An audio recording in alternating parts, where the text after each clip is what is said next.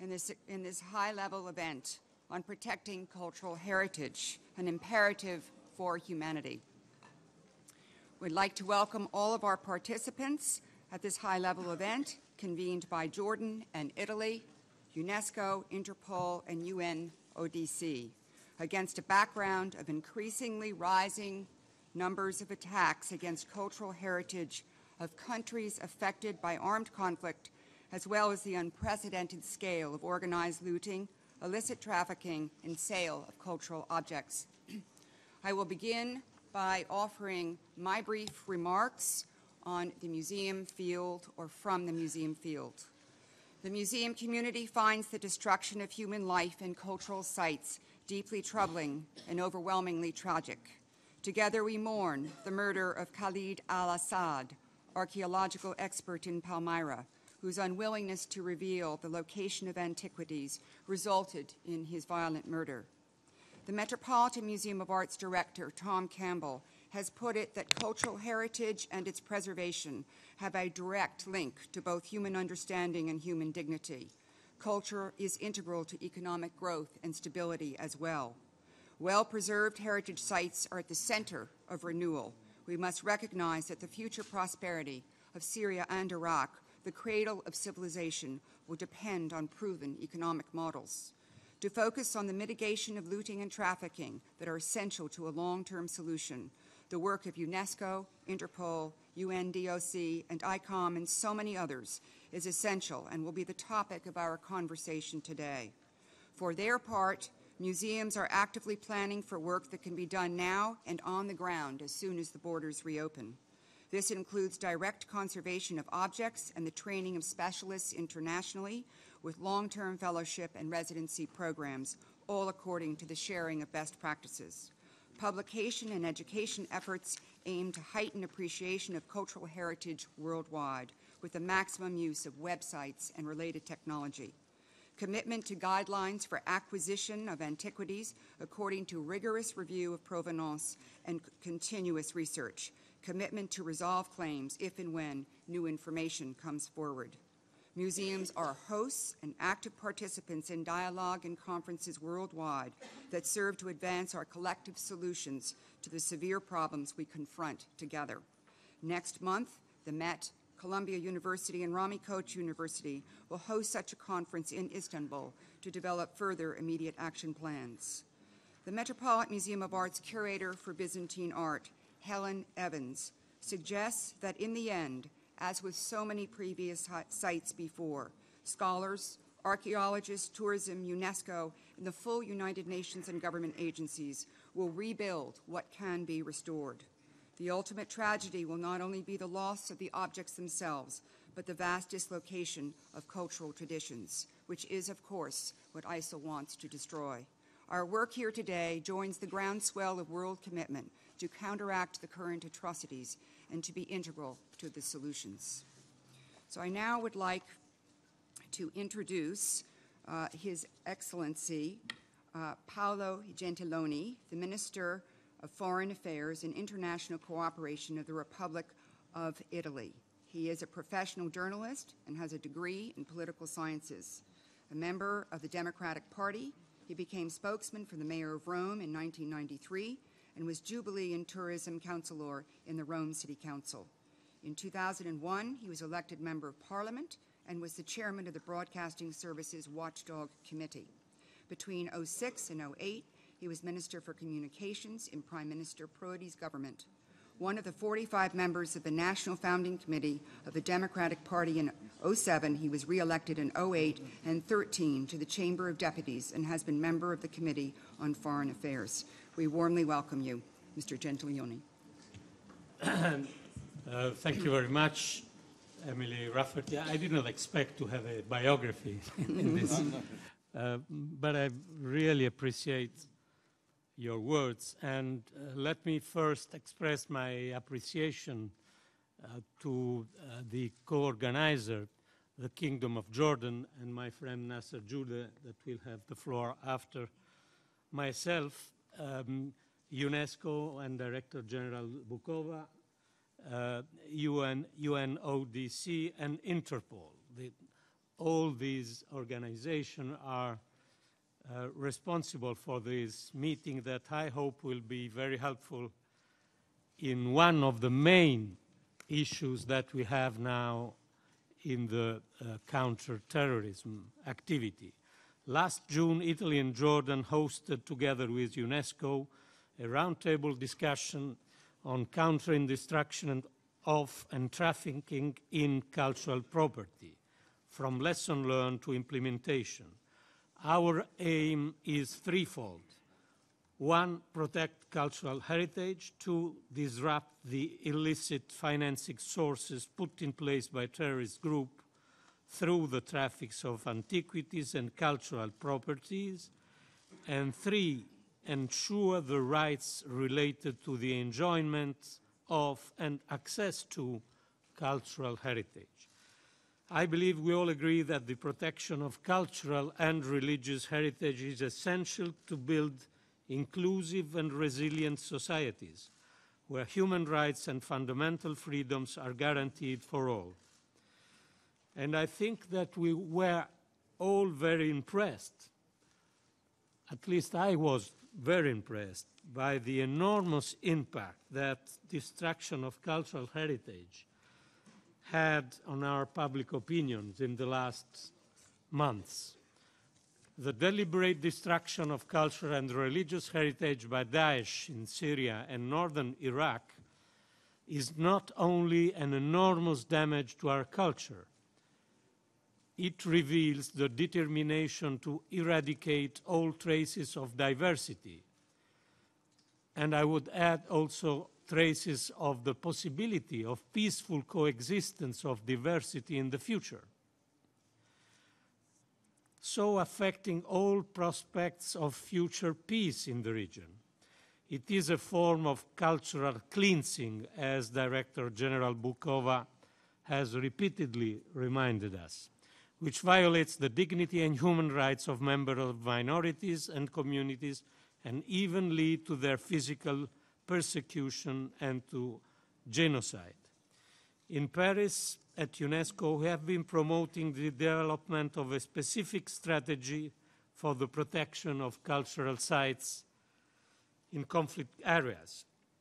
In responding to the appeal of the Director General for an international coalition united for heritage, Italy proposed the constitution of an international task force to which member states could contribute through experts, scholars, archaeologists, specialized non-governmental organizations, and military specialized units for multidimensional operations aiming at prevention, protection, and reconstruction of cultural heritage sites.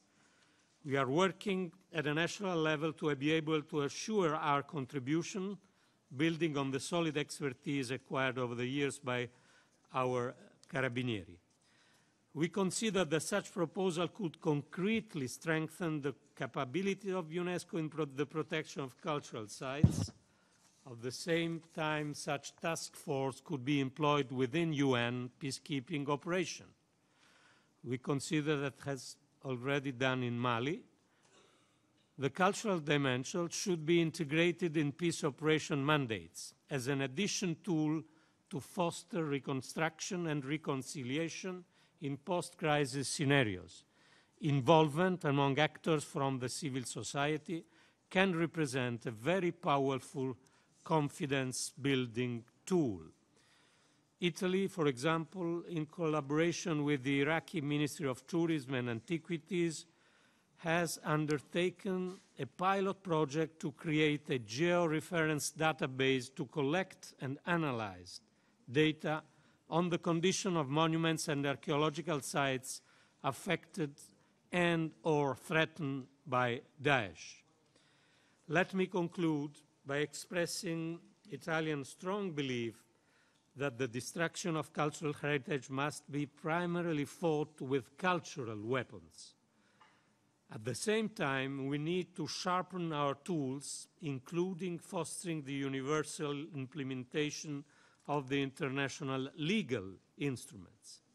Today's events is only one of a wider project which foresees a series of meetings and exhibitions throughout the 70th session of UNGA, and I'm sure that today's discussion will offer us a very solid contribution to continue our common task, ensuring all the political commitment needed to this end. And so I'm very happy to give the floor to to Emily Rafferty and then to my friend Nasser Judeh. Thank you very much. Thank you.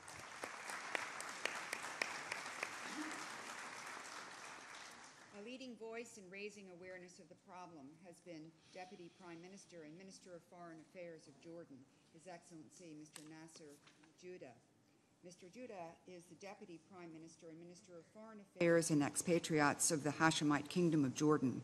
He has held the position of Minister of Foreign Affairs since February 2009.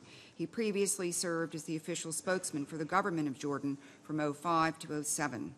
He was then appointed Minister of State for Media Affairs and Communications.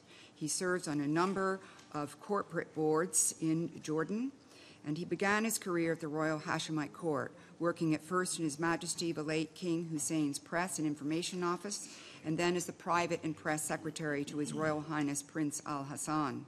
He received a Bachelor of Science in Foreign Service, International Politics, Law, and Organizations from the School of Foreign Service at Georgetown University. Thank you. Thank you very much, Madam Chair, Madam President, Emily, for this kind introduction. And like my friend Paolo, we didn't expect that there was going to be a biography, but at least the biography has shown us that we were both ministers of communication at one stage.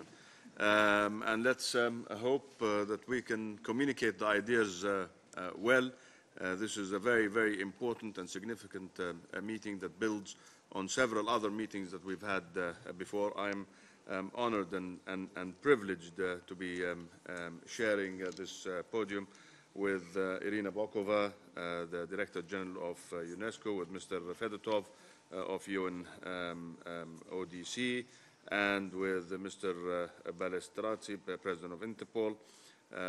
And thank you again, Emily, for your moderation and for moderating this session. And your museum is a museum that we hold in very high esteem with its great work and your personal contributions to it. So, ladies and gentlemen, it's a great pleasure to be here today and interact with you. And it's really an honor to co-host this with Italy, our good friends in Italy, and particularly my good friend Paolo. This is an event that builds, like I said, on other events we've had. Today, the theme does not escape anyone: protecting cultural heritage, an imperative for humanity. We're seeing the destruction of our common heritage in many areas of conflict. I've said before, and I'll repeat it again, heritage, our collective heritage as humanity, does not belong to a single individual or to a single individual nation. It belongs to humanity, and therefore humanity has to do something about what's the horrific acts that we're seeing, and not just in our part of the world, but everywhere. This is not the first time that I co-chair a meeting with my friend Minister Gentiloni.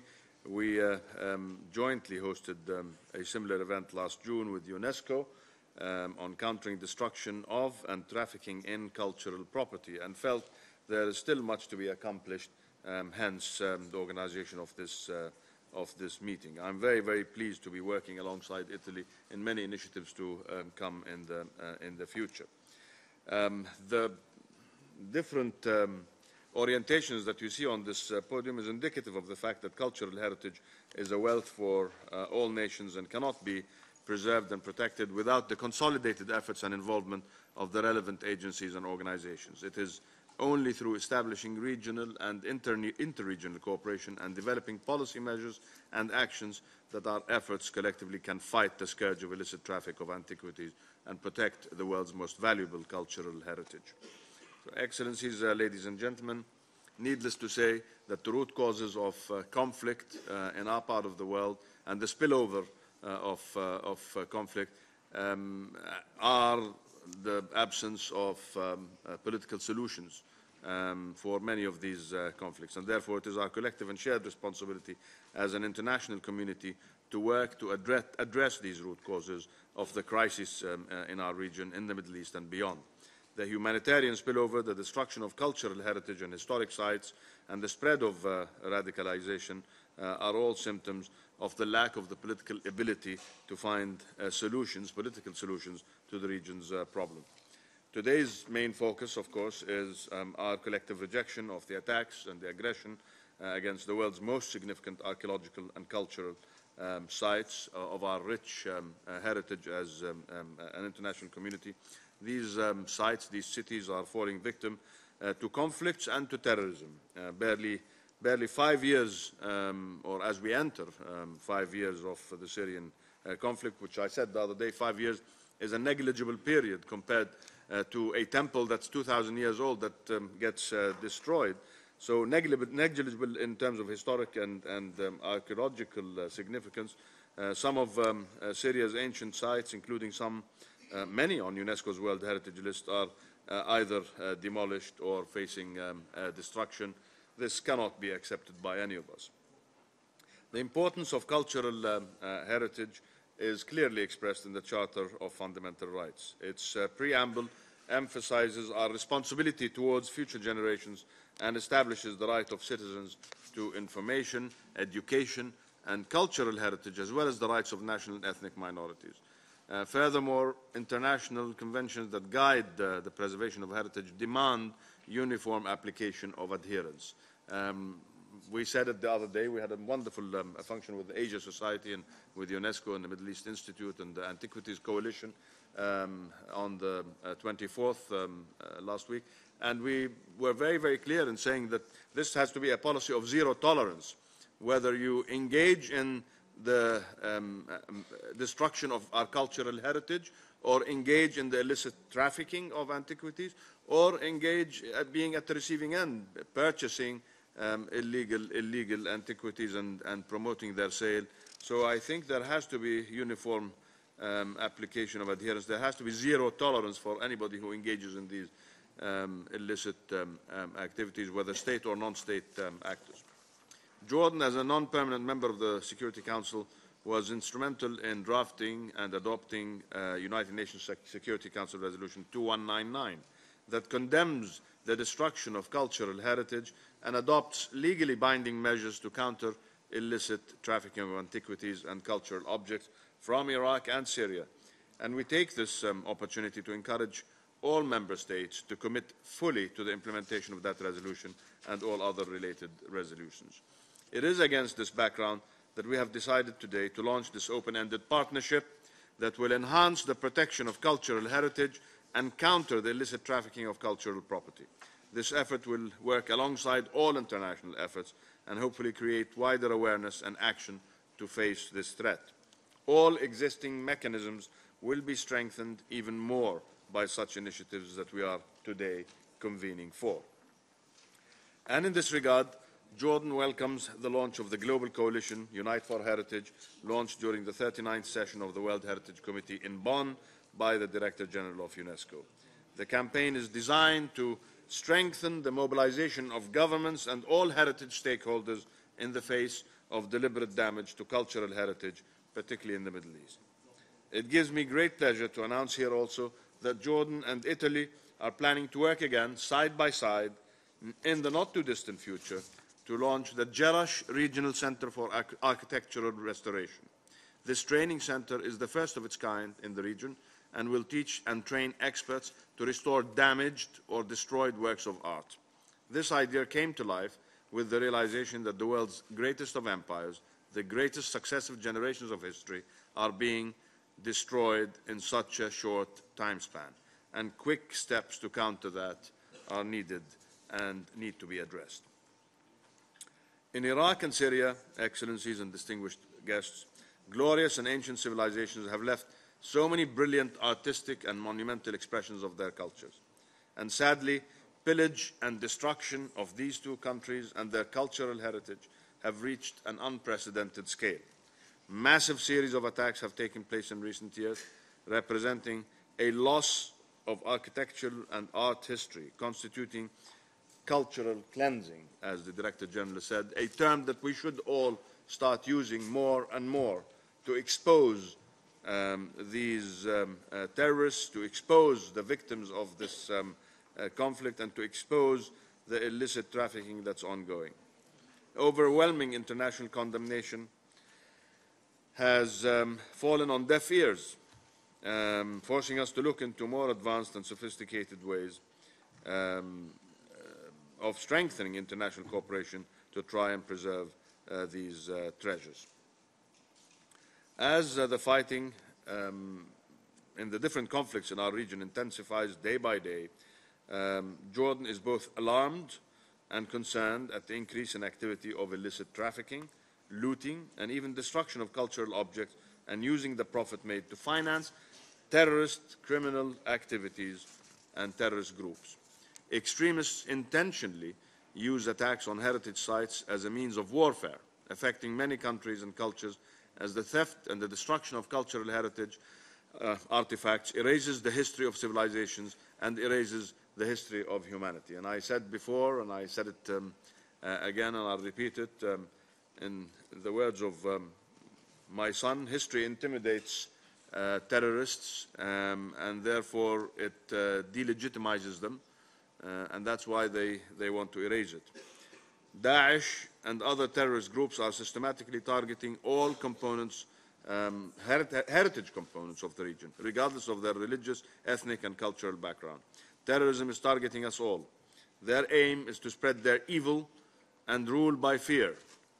This entails erasing the common heritage that unites us all in the Middle East and around the world. This is very, very clear as we see it, because it's evidence of the diversity and tolerance that they dislike. Jordan believes that preserving cultural heritage should be an integral part of the works of the stabilization under the Global Coalition Against Daesh. As we aim to restore infrastructure, public services, and policing and security to areas and towns liberated from Daesh or any other terrorist group, preserving the historic sites and cultural heritage in those areas is a vital and crucial task that should be within this broader effort. Jordan supports the work and the contribution of all member states and international organizations in this regard, most importantly, relevant organizations such as UNESCO and Interpol. The need for member states to globally mobilize to strengthen and safeguard cultural heritage everywhere in the world is required today more than ever before. Our message today should be very, very clear. The destruction of cultural heritage that we are all today sadly witnessing is a victim of conflicts of the region and is a propaganda to prove the power of terrorist groups to advertise their ideology and attract international attention. For the rest of us, there should be no question of or limit to what the world is willing to do or risk to save archaeological sites, museums, and traditional cultural expressions from horrific acts. Thus far, addressing this issue has been restricted to alarm, shock, condemnation, and the time has come for all of us to unite, to criminalize in every possible way, using international law, using United Nations Security Council resolutions, all these activities, and to have a more proactive approach and translate our words into actions and deeds before it is too late. Decades from now, generations will judge us by the deeds we collectively opted to take to preserve their and our heritage and culture, and not by the words we have said. Preserving this heritage is the responsibility and duty of our generation to the generations to come. Thank you very much.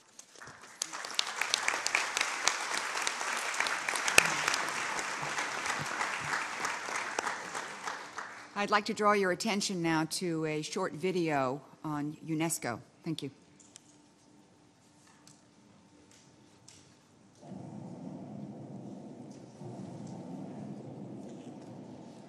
Shocking images of the unprecedented attacks on the world's cultural heritage by extremists. Never before in recent history have we seen such brutal and systematic destruction of cultural heritage used as a tactic of war to intimidate populations and disseminate hatred. The destruction of heritage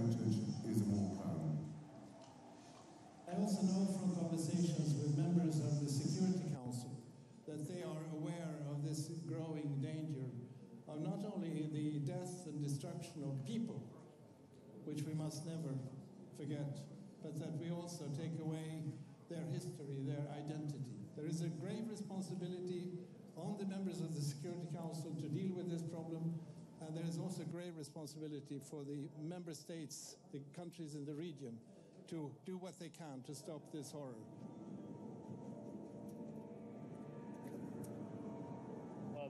This is a danger not only for Iraq, but for all of humankind. This is why we have a shared responsibility to protect this culture, because it is the culture and civilization of humankind. We have an urgent need of support to fight against trafficking. We will work together. I have come here to represent UNESCO with a strong message of support and solidarity with the Iraqi people in a very difficult and challenging times. We have to act. We don't have time to lose, because extremists are trying to erase the identity, because they know that if there is no identity, there is no memory, there is no history. UNESCO has spared no effort in mobilizing all major stakeholders in a global coalition to protect heritage. The coalition includes governments, notably those of Italy and Jordan. UNESCO has brought together experts to assess damages and craft emergency responses, in close cooperation with its networks and heritage stakeholders, including conservation professionals on the ground.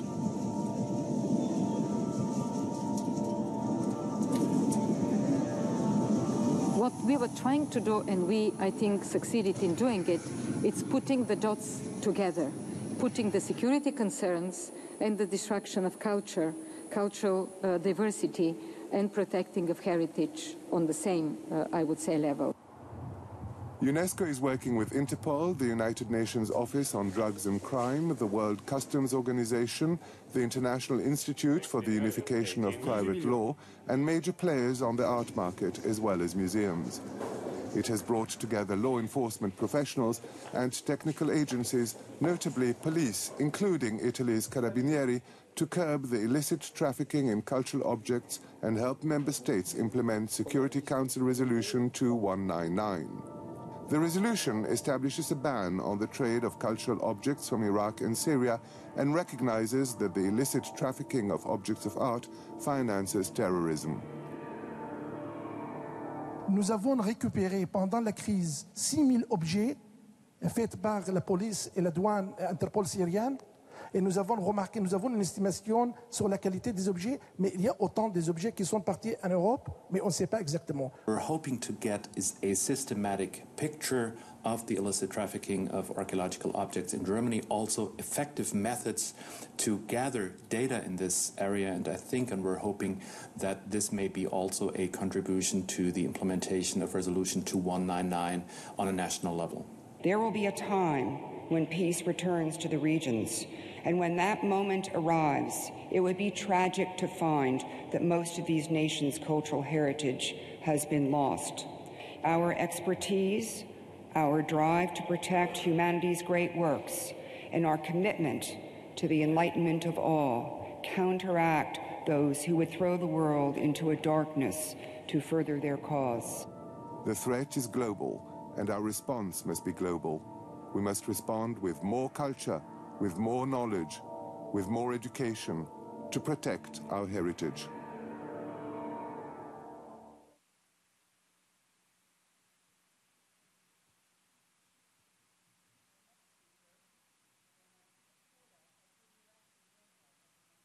It's November of 2009. She was successfully re-elected for a second term in 2013, and she is the first woman and the first Eastern European to lead the organization. As Director General of UNESCO, Irina Bokova is actively engaged in a number of initiatives, including gender equality, quality of education for all, combat terrorist financing by preventing the illicit traffic of cultural goods, and so forth. She also is involved in other fields of action, including enabling scientific cooperation for sustainable development and global advocacy for the safety of journalists and freedom of expression. Having graduated from Moscow State Institute of International Relations and studied at the University of Maryland and the John F. Kennedy School of Government, Irina Bokova joined the United Nations Department at the Ministry of Foreign Affairs of Bulgaria in 1977. She was Minister for Foreign Affairs, Coordinator of Bulgaria-European Union Relations, and Ambassador of Bulgaria to France, Monaco, and UNESCO. She has received state distinctions from countries across the world and is Doctor Honoris Causa of leading universities. Dr. Bokova. Thank you very much, Emily. Ministers, Gentiloni, Minister Judith, partners of the United Nations system, of Interpol, ladies and gentlemen, first allow me to say that I salute this initiative. Just last week, I was in Brussels. I see Mrs. Federica Mogherini here, the High Representative of the European Union for Foreign Policy, and we did discuss the destruction of heritage and the threat that it represents to peace and security. And I remember, Emily, if you allow me to call it this way, a good friend, personal and of UNESCO. I remember last year when we went to the Metropolitan Museum with the State Secretary Kerry, and we did a wonderful event in defense of heritage in Syria and Iraq. The year before, in 2013, I assisted also the launch of the International Council of Museums, the red list prohibiting the trade of illicit trafficked goods from Syria, something that ICOM, with our strong support, and also with the support of the Department of State of the United States, did updated list for Iraq this year in the Parisian Museum, the Louvre. I think it is extremely important that we talk about destruction of heritage as a cultural cleansing, as a threat to peace and security. And I do believe that it is a war crime. I believe it because it is in the Rome Statute, in Article 8 of the Rome Statute, establishing the International Criminal Court.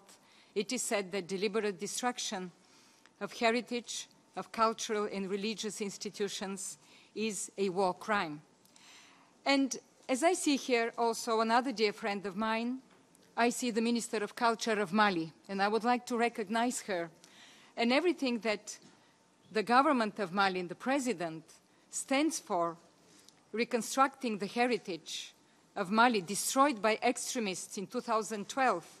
And then later, when I went with President Francois Hollande, next year in 2013, visiting Timbuktu, the magical museums, mosques, manuscripts destroyed by extremists that we promised to restore. And I returned back in July with Madam Minister. We went to Timbuktu to relaunch the 14 mausoleums reconstructed by UNESCO in Mali.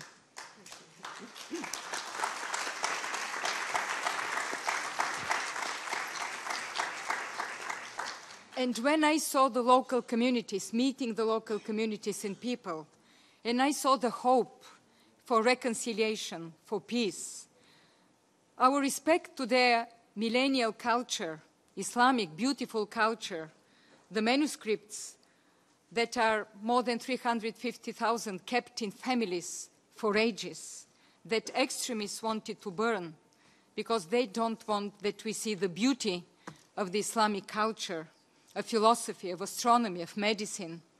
And I saw how important culture is for peace. That is why I salute also the Security Council that once again they'd included into the peacekeeping mandate the protection of culture, what Minister Gentiloni just mentioned. It is so important if we want to look at peace and security with the eyes of local communities and local people.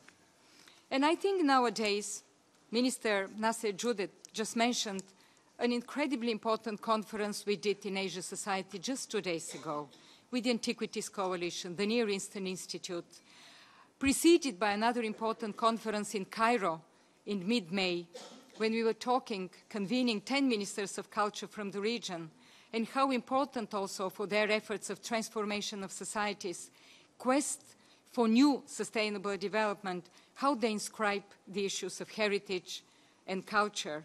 And when I went during this conference, I went also to the Al-Azhar University, and I spoke to the students, the biggest Islamic university in the world. And when I exchanged with the students, and I said, can you imagine Egypt without the great pharaonic culture? Can we imagine many parts of the world without layers of civilizations, cultures that are talking to each other, that influence each other? And when also we discussed with Minister Nasser Judek the incredible also diversity of the Middle East and of Jordan, with the beautiful Christian churches that exist there. And this is what extremists want to destroy. They want to destroy our memory. They want to destroy our past. They want to terrorize people by killings, by beheadings, like the appalling crime that they did with the assassination of such a renowned scholar like Dr. Khaled al-Assad, who we know at UNESCO, a friend who prepared the inscription of Palmyra onto the World Heritage List. And if I come back to the war crime and the International Criminal Court, the good news came 2 days ago. We have been working with the International Criminal Court to implement the Article 8. The destruction of heritage is a war crime. 2 days ago, the news came that the chief prosecutor, Madame Fatou Bensouda, with whom we have been working, our teams, has for the first time indicted the first suspect of the destruction of the mausoleums in Mali, will be in front of the International Criminal Court. I think it's a very important message. It's a message that impunity is not an option, that each of these crimes should be punished, as just the Minister Judek just mentioned, to criminalize it. And there should be already concrete results. And the first such case, just 2 days ago, is there. And I think we have to continue working both with the chief prosecutor, and I hope justice will come. And coming to Syria and Iraq, of course, which is so much into our minds nowadays, working with our partners, working to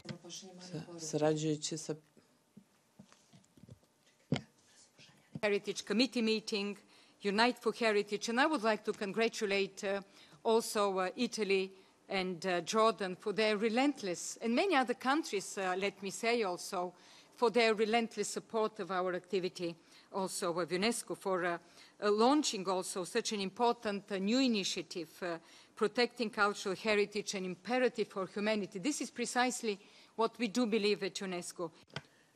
To je imperativ za čovečanstvo, a takođe i da snažno pozdravim rezoluciju 2199 Saveta bezbednosti UN-a, jer ovde spajamo sve tačke između naše brige za čovečanstvo, zajedničku istoriju, ali takođe i humanitarnu brigu, kao i brigu i imperativ bezbednosti.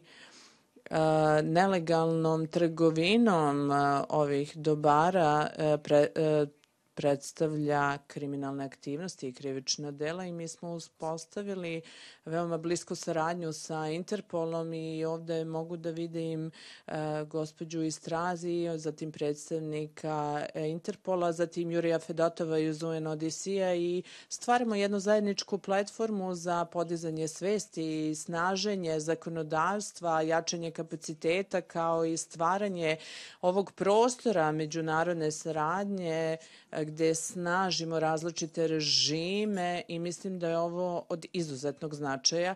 Mi skoro svaki dan se suočavamo da se umetnička dela iz Iraka i Sirije budu zaplenjena u Libanu, Švedskoj, Turskoj, Ujedinjenom Kraljevstvu, svuda širom sveta. Svaki dan vidimo neke vesti o tome. Mi u UNESCO podstičemo sve naše države članice da nam izveštavaju i prijavljuju kakve su mere preduzeli, već smo 33 zemlje dobili veoma konkretne mere koje oni preduzimaju. Oni su zaista proveravaju svoj sistem evidencije, zatim u svojim nacionalnim institucijama snaže kapacitete i mehanizme i želim da pozovem sve zemlje da razmenjuju informacije, da urade ono što je važno da bi se borili protiv nelegalne trgovine, da bi zaustavili finansiranje terorizma, finansiranje ekstremizma. Tako da verujem da ovaj današnji događaj koji je od izuzetnog značaja. Italy, in Milan, the adoption, the meeting of 80 ministers of cultures talking about protection of heritage and shaping a Milan Declaration on culture as instrument of dialogue among peoples. And the important also proposal of Italy that Minister Gentiloni just mentioned, the creation of a task force for the protection of cultural heritage. We are taking very seriously this proposal, taking it forward and coordinating also with all our partners. Because the other side of this, I would say, humanitarian, security and cultural side, of course, is the persecution of minorities, it's the humanitarian disaster, it's just the persecution of people on the basis of their difference, their different religion, ethnic belonging. And this was an extremely important also initiative that once again Jordan with France took of organizing this conference important on the 8th of September in Paris on the victims of attacks and abuses on ethnic and religious grounds and adopting a plan of action. I think we have to take forward this plan of action, and UNESCO has been very serious in taking our part. This was preceded by another forum held in Amman, which I had the pleasure also and the honor of participating, the Global Forum on Youth, Peace and Security, under the patronage of His Royal Highness Crown Prince Al Hussein bin Abdullah II. So I believe, in conclusion, ladies and gentlemen, that we face indeed what the Crown Prince said in our Amman conference, a war for hearts and minds of young people and of people today. I believe we have to bolster the respect for diversity on the basis of human rights, to strengthen this vision of common humanity that we share. And I believe the stakes are very high. We see culture and heritage coming into the forefront of these war crimes. And I believe that those who seek division, exclusion, and violence have to be confronted with our joint action. So I would like once again to commend this initiative of Italy, of Jordan, to also reconfort and to reassure our partners that UNESCO will be there in order to stop extremism, to stop terrorism, because this is, I believe, one of the biggest threats that humanity and the United Nations confront today. Thank you for your attention.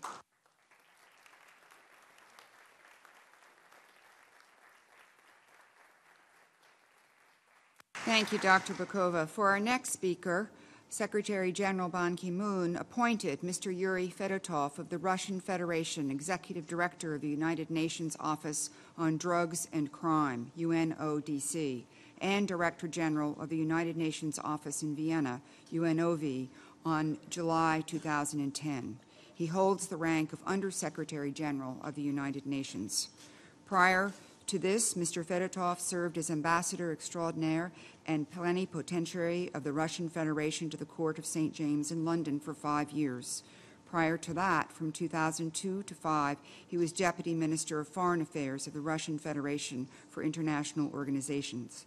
He started his foreign service in 1972 as a member of the USSR delegation to the United Nations Disarmament Committee in Geneva.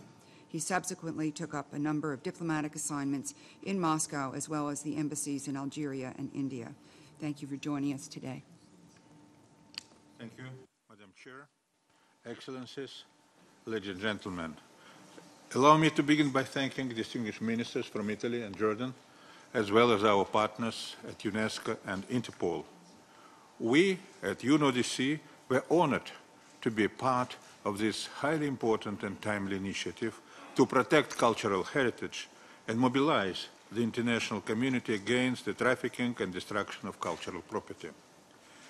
In recent years, the world has witnessed the growing involvement of violent extremists and terrorists in destruction, looting, trafficking, and sale of cultural property, and it happens quite often with in complicity with organized criminal groups. Trafficking in cultural property represents a source of enormous illicit benefits. UNODC has reported that proceeds of transnational organized crime related to art and cultural property may amount to the level between 3.4 to 6.3 billion US dollars every year. Trafficking in cultural property is used to launder the proceeds of the crime and has been identified as a source of financing for terrorist acts.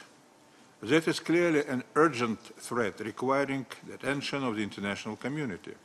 It has been recognized by the UN Security Council Resolution 2199 that requested all member states to take appropriate steps to prevent the trade in Iraq and Syria cultural property and called on international organizations to provide support.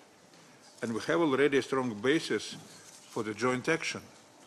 Alongside relevant international instruments adopted under the auspices of UNESCO and UNIDROIT, there are also important UN conventions such as the Palermo Convention on Transnational Organized Crime, the UN Convention Against Corruption, and the International Convention for the Suppression of the Financing of Terrorism. These conventions enjoy near universal membership. I would like also to highlight the international guidelines for crime prevention criminal justice with respect to trafficking in cultural property and other related offenses adopted by the General Assembly last December. These guidelines are the first to set out standards for criminalization of trafficking in cultural property, in addition to important provisions related to prevention activities as well as judicial and law enforcement cooperation. A comprehensive response requires measures to stop looted cultural property from being exported from the affected countries and to prevent it from being sold onwards.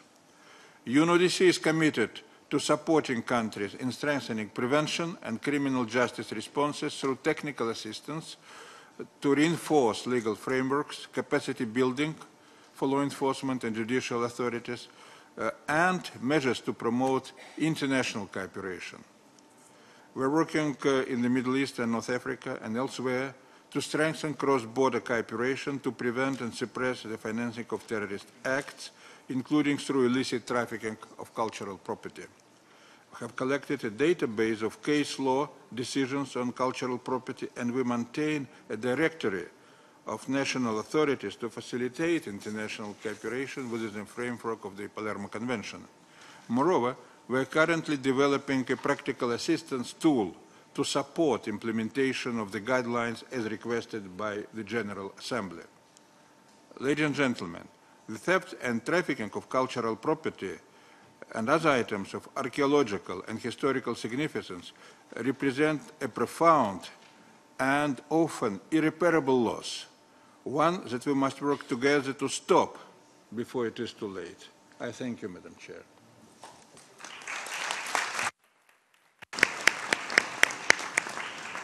Thank you. I'd like to ask now that we hear from Ms. Mireille Balestrazi, who is the current president of Interpol, elected at the organization's 81st General Assembly session in Rome on November in 2012. She serves for a 4-year term and is the first woman in the history of Interpol as president. She has an extensive background invested in the governing bodies and institutions of the organization. She has served as a member of the Interpol Executive Committee, as delegate for Europe, as member of the Commission for Control, and as vice president for Europe, the Executive Committee she presides today. It is a great pleasure to have you with us, Ms. Balestrazi. Thank you, Madame Emilie RAFFERTY.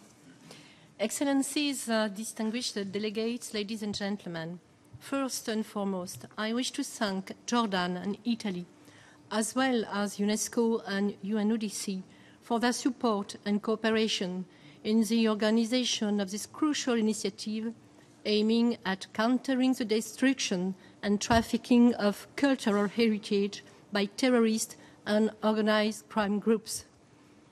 Interpol strongly supports every effort being made by the global community to fight the illicit trafficking of cultural heritage and commends the efforts of the United Nations Security Council through its Resolution 1483 and the most recent Resolution 2199, which call upon increased support to member countries to defend the world's cultural heritage.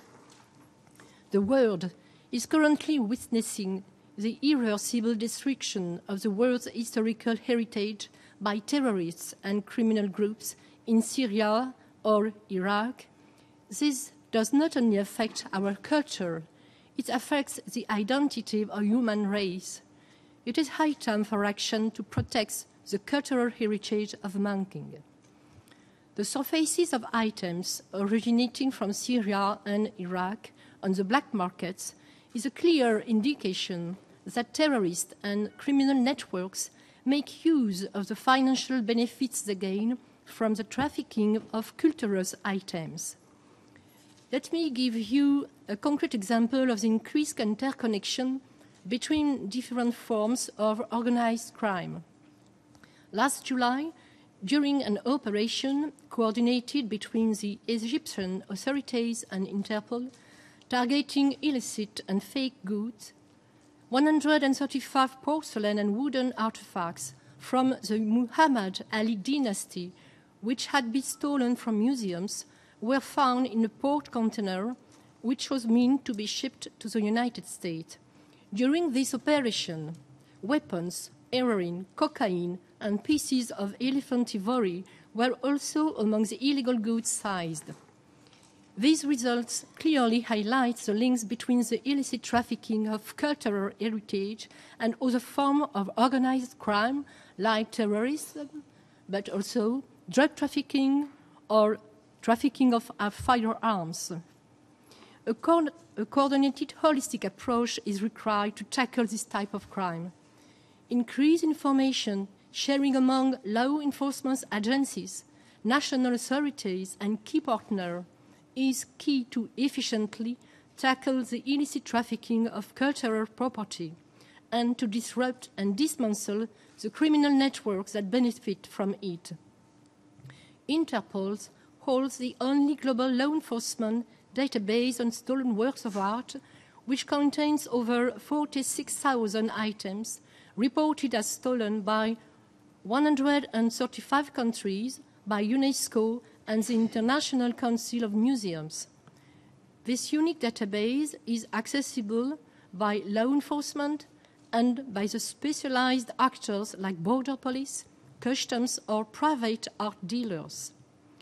This database has recently, and thanks to the outstanding professionalism of Italy's Carabinieri Corps and the financial support of the European Union, this database been modernized so as to integrate an image comparison software to further facilitate the queries made against Interpol's database. This greatly enhances the possibilities to identify and track stolen works of art.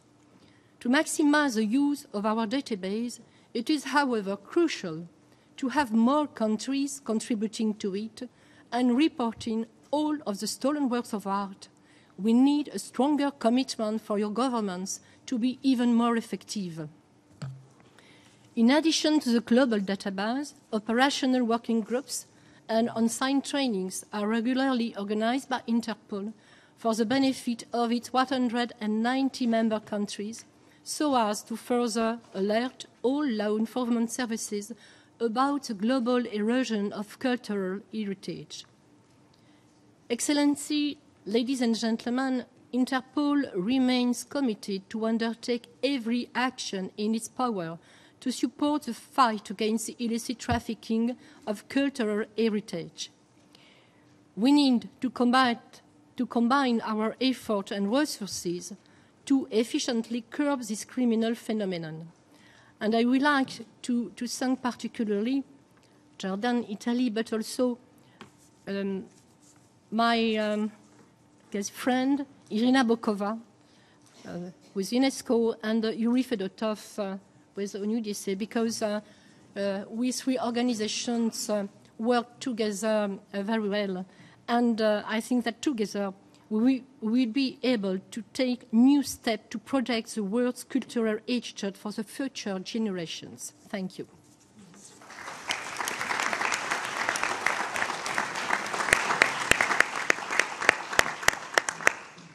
I'd like to bring your attention to a video from Her Excellency Mrs. Fatou Bensouda, Prosecutor of the International Criminal Court. And after the video, we will open the floor. Thank you.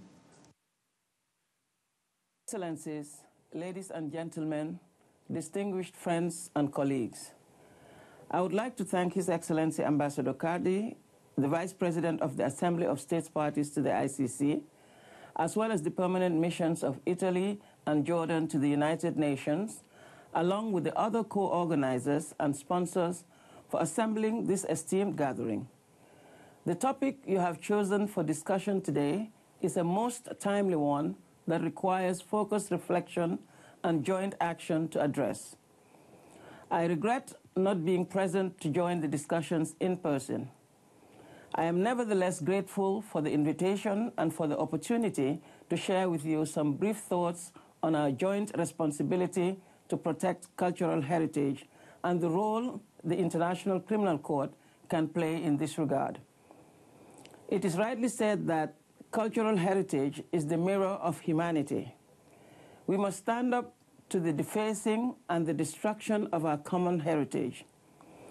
There is no moral imperative which would tolerate, let alone authorize, the destruction of age-old historic monuments and other protected properties. Let there be no mistake.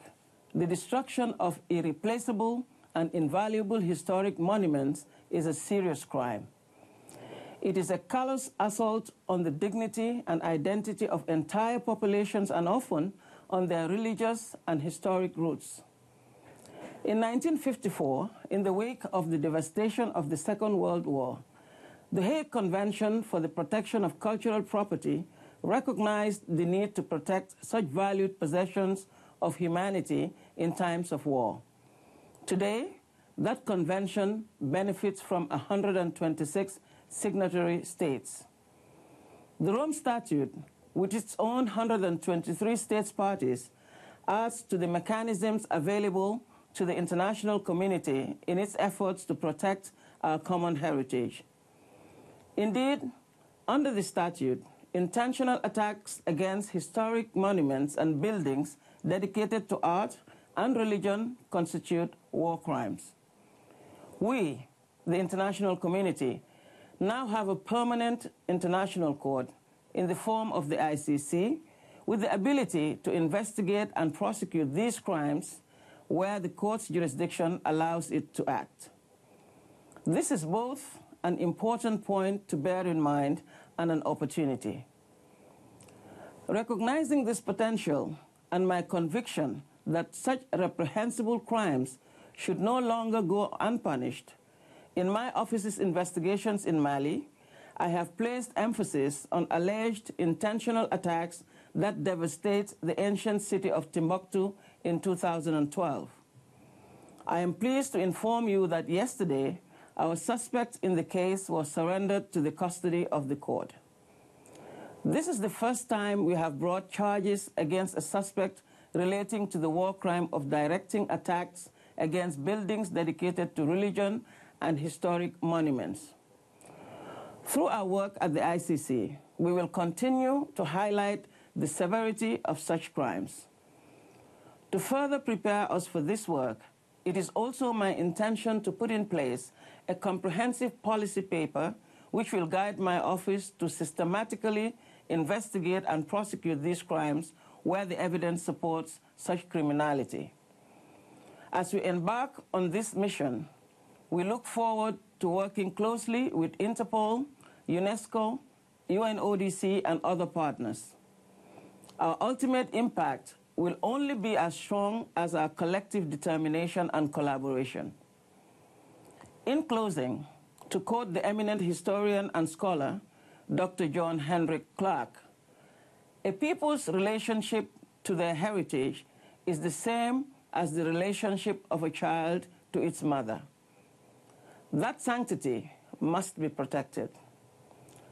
Rest assured that my office will certainly do its part within the framework of the Rome Statute. I thank you once again and wish you most successful deliberations.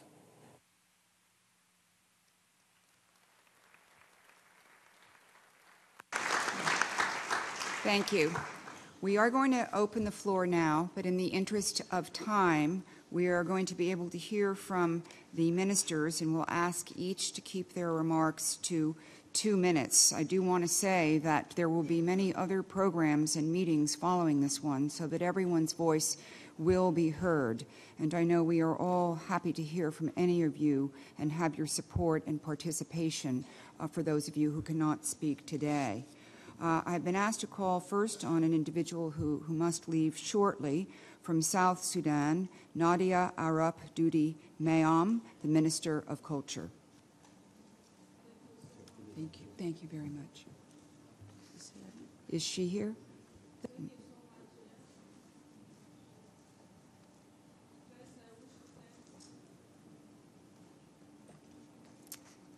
Is your mic not working?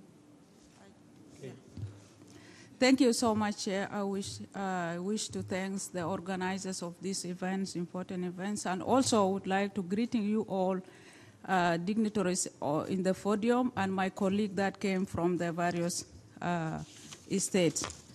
I wish also to inform you that South Sudan has welcomed this initiative as an important event for the protection cultural heritage as an important for humanity.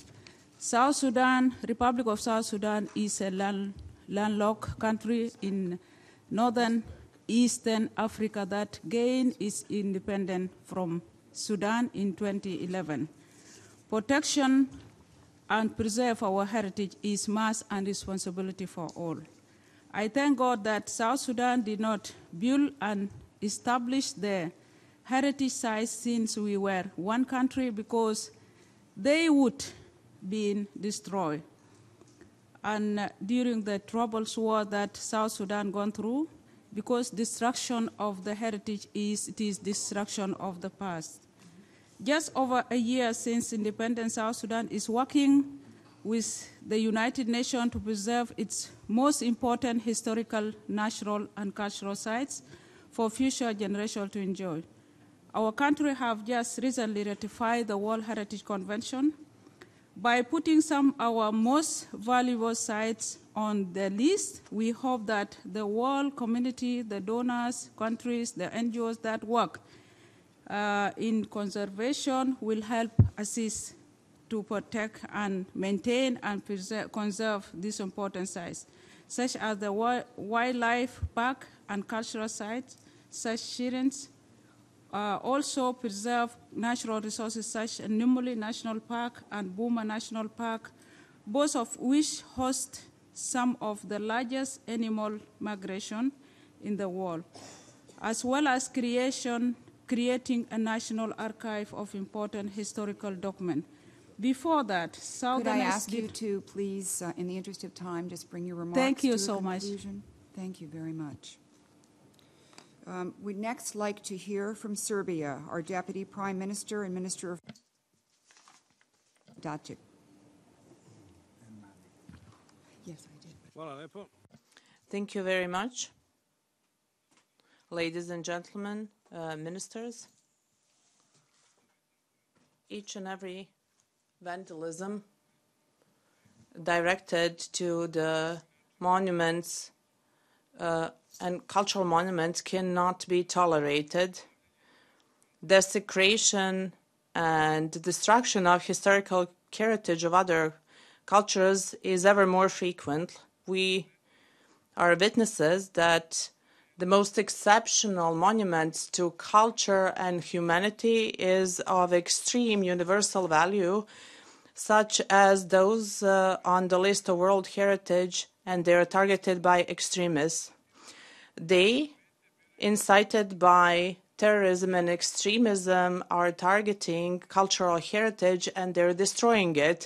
We seriously condemn all these sites, and United Nations Security Council and numerous institutions and experts and scholars bear one message alone: protecting cultural heritage is an imperative for humankind.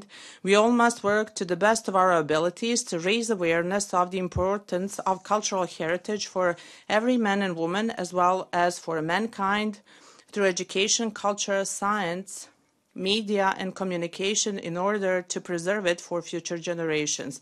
Serbia has had to confront acts of vandalism on its territory administered by the United Nations under United Nations Security Council Resolution 1244. 236 churches, monasteries, and other sites owned by the Serbian Orthodox Church, as well as other cultural historical monuments, have been targets of attacks in Kosovo and Metohija.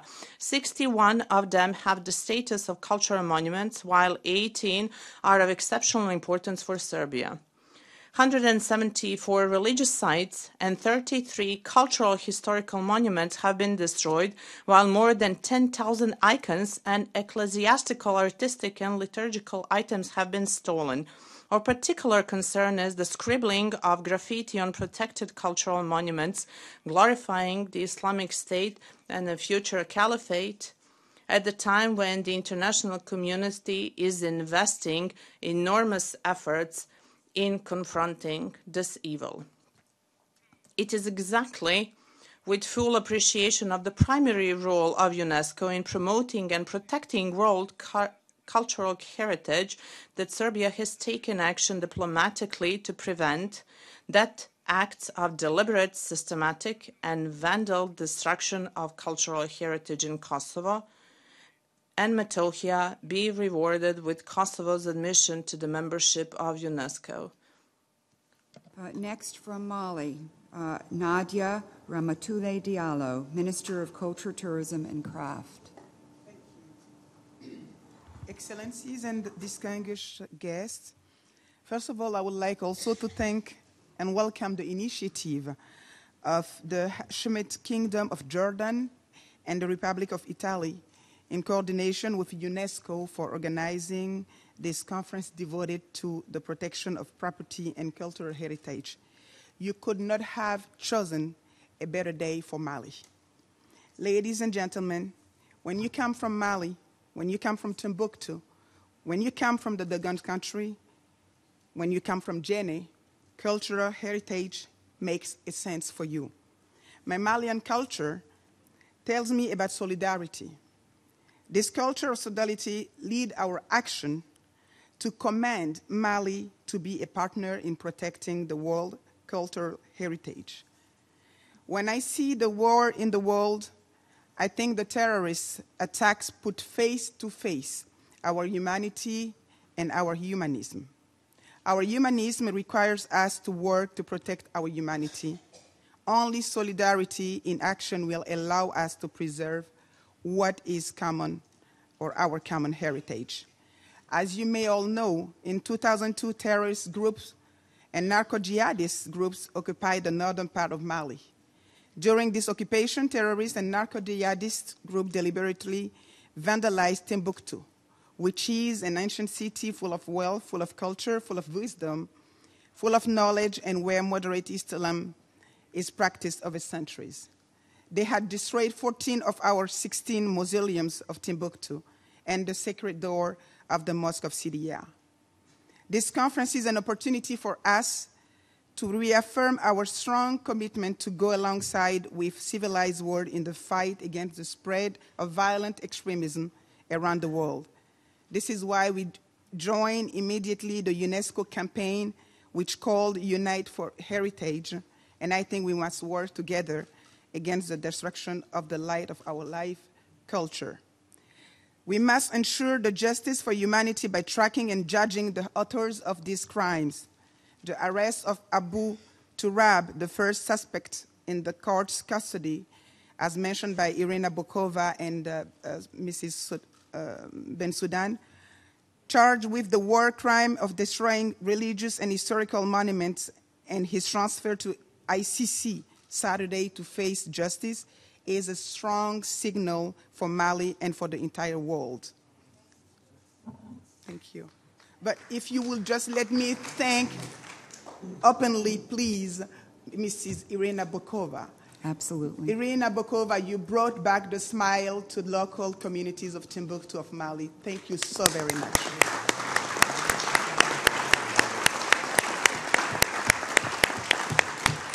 And thank you for being with us here today.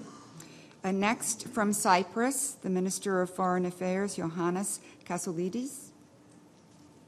Thank you very much, Chair. I would like to thank our hosts for organizing this initiative, which we fully endorse. I will focus only on one aspect of our task here today.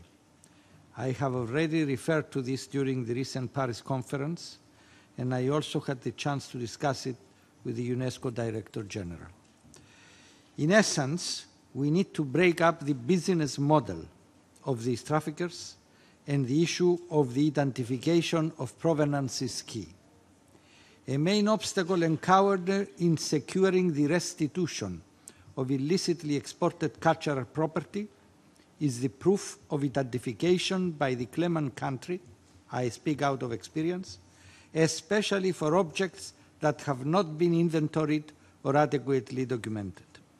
Therefore, it would be very critical for the burden of proof not to fall primarily to the state that is requesting restitution, for blocking of auctioning suspicious objects, and for the restitution of artifacts. Beyond this, we see the added value for a legal framework through which purchases of artifacts originating from conflict zones are not considered bona fide, therefore eliminating the excuse of "I didn't know" from collectors who buy looted artifacts. Perhaps we need a similar framework like the Kimberley process that we have enforced for blood diamonds for artifacts that are pillaged from conflict zones. In this vein, and taking the example of Iraq, we would need to go a step beyond UN Security Council resolutions of today that called for the prohibition of trade and transfer of Iraqi artifacts to which reasonable suspicion exists that they had been illegally removed. We need a robust Security Council resolution that would apply universal limitations on the trade and transfer of artifacts originating from all conflict zones, with the obligation of proof of legitimate trade resting upon the traders, auction houses, and buyers, and not on the originating state. Thank you. Thank you. And now from Greece, the Minister of Culture, Mr. Aristidi Baltas. Thank you. Thank you very much for this timely initiative. Jordan and Italy have been absolutely instrumental in this. I have 2 minutes. I'll raise just 2 points. Point 1. Among the arguments against this terroristic activity against cultural heritage is the sentimental or the affective aspect. When you watch on TV this destruction, you cannot really bear it. It is as if you yourself are annihilated by the annihilation of these monuments. I think this runs very deeply because, in effect, cultural heritage is what humans inherit from their ancestors, and what distinguishes the human species from other animals is the fact precisely of inheriting from their ancestors. So it is as if our very humanity is touched by this destruction, and I think this is one of the main reasons why this initiative has become important in so many parts of the world and so quickly. The second aspect is Greece. Greece, as you know, has a long history of its own. It is related to all the countries being affected by these terroristic attacks on cultural heritage. and we are trying our best to recover what has been lost for us through illicit trafficking of stolen goods. You are all aware, of course, of our fight to bring the Elgin marbles back. And so we are very much in favor, not just in favor of this initiative, but we just to participate as fully as we can in this initiative. And we have developed through the times means for helping this initiative. For example, conservation, preservation of cultural goods, our experience in tracking down illicit trafficking with the help of the Interpol, of course, and other aspects. And I will finish by just saying that we are organizing this October 18, 19, and 20 an international conference on religious and cultural pluralism and peaceful coexistence among beliefs and religious traditions of the Middle Eastern peoples. This, I think, is one of the initiatives which can bring people back together to fight together for protecting cultural heritage, because it is, as the title here, an imperative for humanity. Thank you. Thank you very much. And next, the Minister of Foreign Affairs from Guatemala, Mr. Carlos Raúl Morales.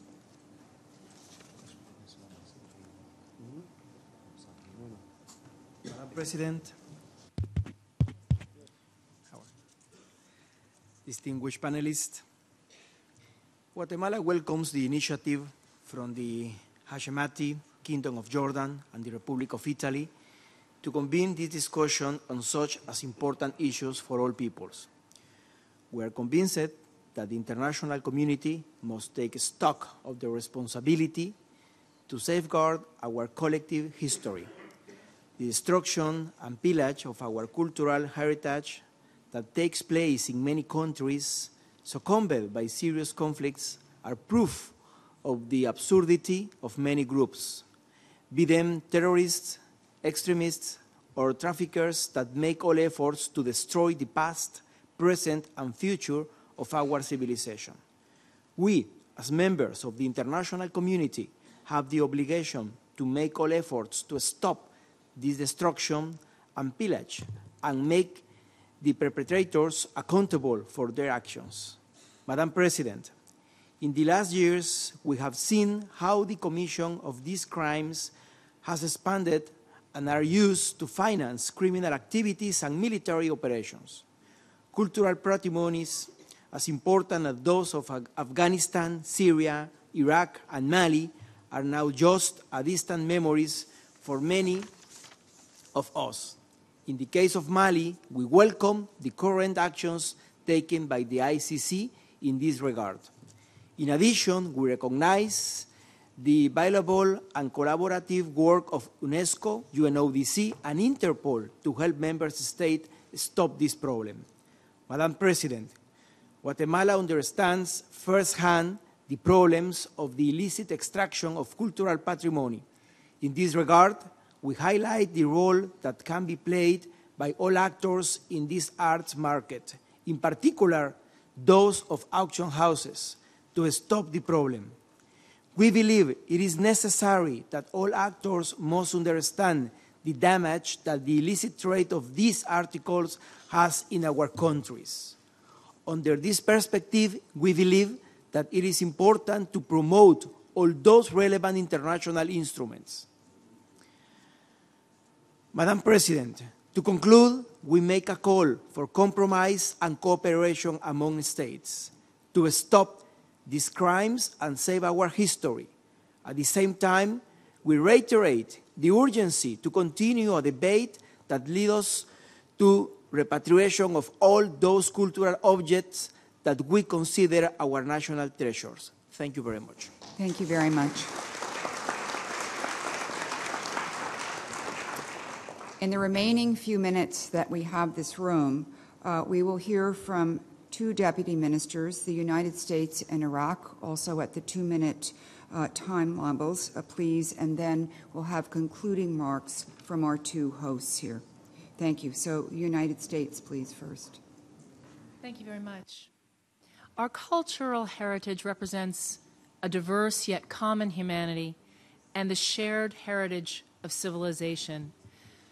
As has been said by many, the destruction and looting of sites and monuments threatens the invaluable local, national, and global resources.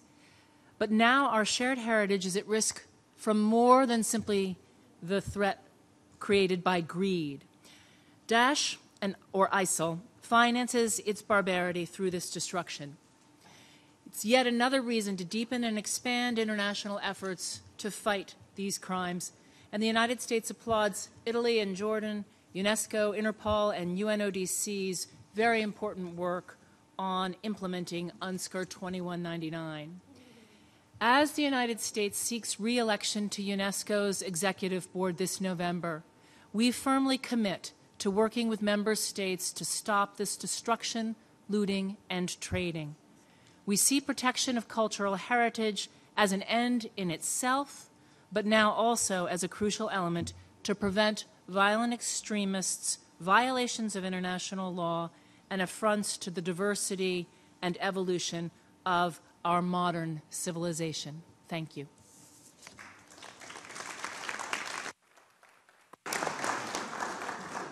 And now could we hear from Iraq, please?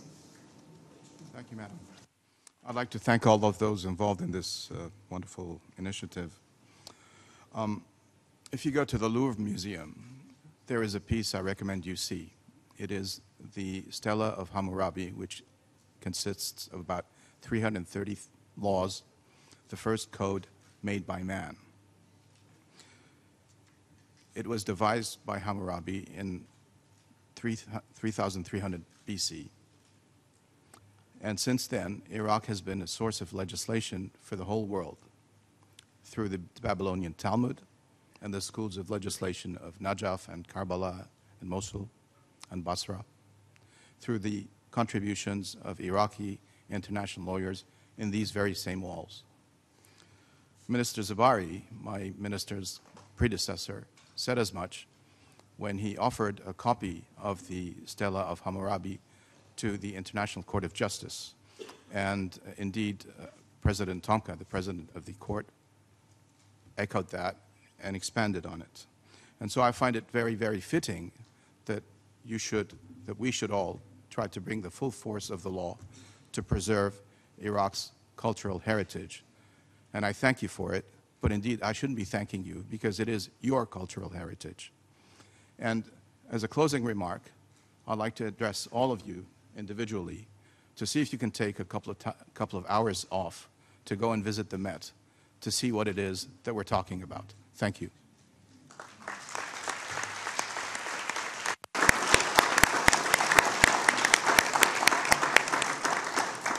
I certainly endorse that suggestion, and I also want to offer our apologies for those of you that we don't have time to listen to today, but I think we can affirm together that there is a power of positive thinking in the room and that all of the words go forth as encouragement to us. So for those of you who we haven't heard, please let us know your thoughts to anybody at this table here, and there will be future meetings for you to participate.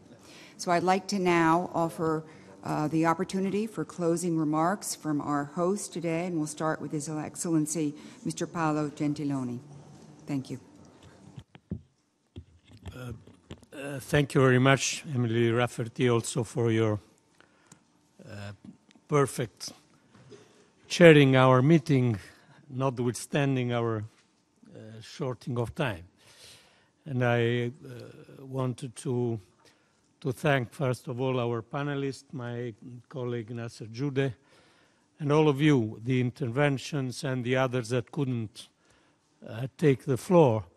I think that the meeting was confirming something that we already know, is that there is a strong awareness of the importance of the issue, and that the awareness has grown in the last months. It was not the case, I think, 1 or 2 years ago. Now there is a very strong awareness of the fact that this is one of the main international issues against terrorism. But what is key, I think, is that in our meeting also was very clear that there are many actions that are possible, not only raising the international awareness. Investigation against trafficking is possible, against the fact that many artifacts are sold in many auctions in different parts of the world.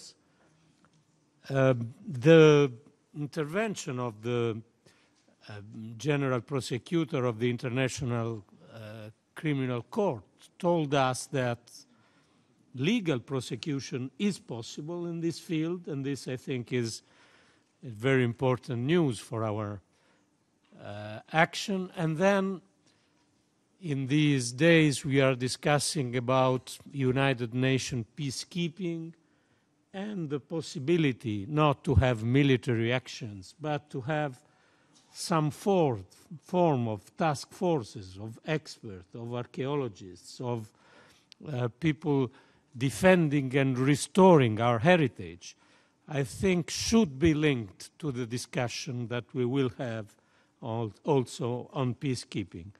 So the good news, I think, is that we have an awareness, but we have also many action to take. Thank you.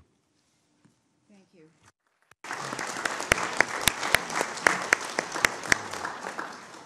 And our final words for this afternoon from our Deputy Prime Minister and Minister of Foreign Affairs and Expatriates of Jordan, His Excellency Mr. Nasser Judeh. Thank you very much, Emily. I hope that I will never be accused of having said the final word. Today. I wanted to thank you really for chairing this session and moderating it so effectively. Please give me some tips. I have moderated 1,000 sessions. I've never been able to ensure that people stick to the time frame. How did you do it? I don't know. But this has been a great session, and I want to express my total disagreement with the delegate from Iraq, the distinguished delegate from Iraq. If we go to the Met, it's not just going to be for 2 hours, trust me. I hope that we can all go and spend a whole day at this fantastic establishment. I think it's very, very clear what we are all talking about here and in different conferences that we had before and many conferences that we're going to have in the future. I hope that we can all agree on the fact that it does not or should not take a crisis or the destruction of a significant site, whether archaeological or religious, for all of us to come together for a call of action. I hope that we can do this as the norm, protecting our cultural heritage, protecting our history, which again is not owned by one individual or one individual country. I hope we can have laws and measures and plans of action that ensure that in normal times, when there are no immediate threats, when there are no conflicts, when there are no terrorists and extremists threatening these sites, that we have measures to protect our common humanity and our cultural heritage. I don't think that it should require a crisis for all of us to come together. But having said that, there are crises and there are conflicts, and these cultural and historically significant sites are under threat, and it requires, of course, all of us to respond in that context. So I just want to say that I'm really very, very satisfied with the deliberations we had today, and extremely confident that in the next few weeks we will have more momentum and more effort in different fora and different organizations, and I hope that we can find a mechanism to keep in touch, all of us, all the relevant agencies, whether it's UNESCO or Interpol or UNODC or individual countries, especially I think this great development of the ICC, and if we have a serious precedent that will become a deterrent in the future, I think we're on the right track. So thank you very much, and it's been an honor to be on the panel with all of you.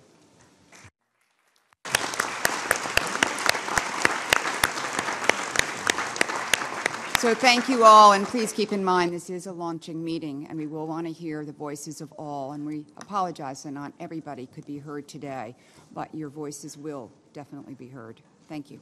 Thank you, ma'am.